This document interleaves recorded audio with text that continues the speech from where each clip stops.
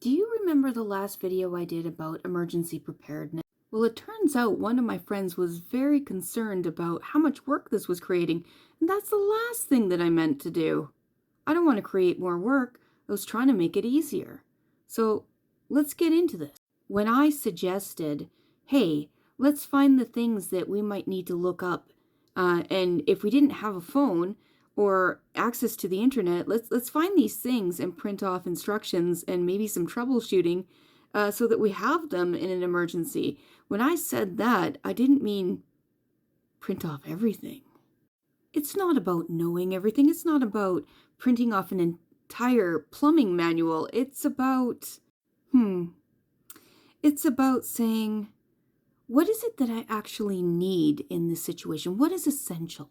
For example, I don't need to be a plumber and I don't need to know all of the things about plumbing, but what I do need to know is, how do I shut off the water to the house?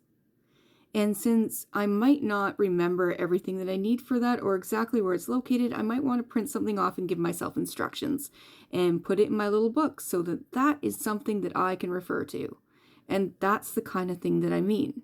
Now, Laura, she went into something about cooking. What about the smoke points? What if I should want to make all these roux and which ones? Oh my goodness. You know what? I paused for a second there. I love that someone loves to cook, and I love that they take so much care about their cooking that they want to do it right, even in an emergency. However, just know the resources that you have. You don't need to know all of the culinary techniques. You just need to have friends that have other experiences cooking than you. Do you have someone who lives nearby who is a great cook? Well, then that's your resource. So if you can't access the internet, can you knock on a door? And that's kind of what I'm talking about, is networking a little bit too. It's not printing off everything that you need, because you have neighbors. So find that person, write their name down. They count as a resource. Think about it. There's something that you do in your life that you have put a lot of time and effort into finding out all the little quirks and making it better.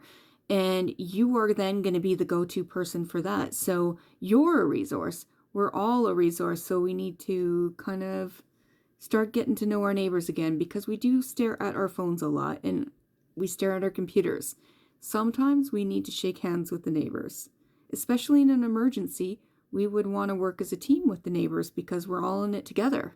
Preparedness, in my mind, is a few key actions put together with a network. So printing off a couple of key things and then your network of people that you're building around you. You don't have to build a network today. You don't have to have a full book put together immediately.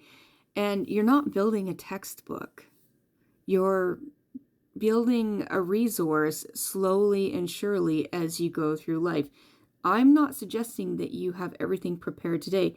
I'm suggesting that it's something you pluck away at, little by little, when the thought hits your brain. Oh, I need to add that to the book.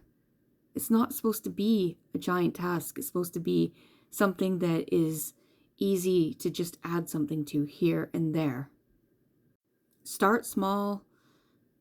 If this happens, what will I actually do? What's the most important thing? Okay, this is it. I'm gonna keep my instructions just for this one thing. Anyways, thinking out loud here. I am so impressed with how everybody came up with different ideas, but the biggest one that just kept coming back was know your neighbor.